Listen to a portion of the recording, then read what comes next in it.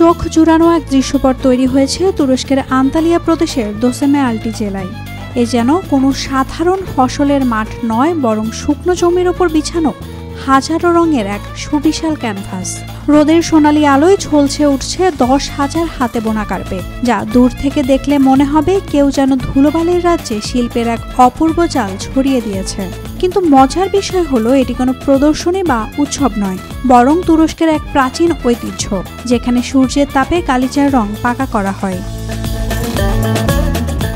তুরস্কের এই মনোমুগ্ধকর আয়োজনটি প্রতি বছর জুনের শেষ দিকে শুরু হয়, যা চলে সেপ্টেম্বর মাস পর্যন্ত।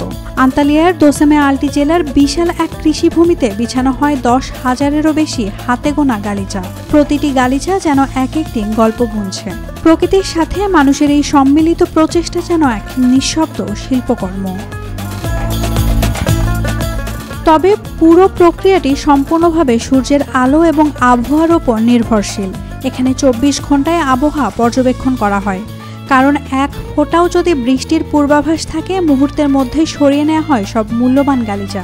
কার্পেটগুলোর কোনো ক্ষতি যেন না হয়, সেজন্য কর্মীরা 24 ঘন্টায় এই মাঠ পাহারা দেন। শিল্প বিশেষজ্ঞরা বলছেন, শুধু তুরস্ক নয়, ইরান, আফগানিস্তান এবং মলদোভার কার্পেট শিল্পেও এই পদ্ধতি দেখা যায়। কিন্তু দোসেমে আলটির মতো অনন্য আবহাওয়া, যেখানে দিনে গরম এবং রাতে হালকা আর্দ্রতা থাকে, তা খুব কমই মেলে। এই বিশেষ প্রাকৃতিক মিশ্রণেই গালিচার রং, তেলের পরিমাণ এবং উজ্জ্বলতার ভারসাম্য নিখুঁতভাবে বজায় থাকে। এখন এই রঙিন গালিচার শহর কেবল পর্যটকদেরই নয়, বরং বিশ্বজুড়ে গণমাধ্যম, তথ্যচিত্র নির্মাতা এবং শিল্পপ্রেমীদেরও নজর কেড়েছে।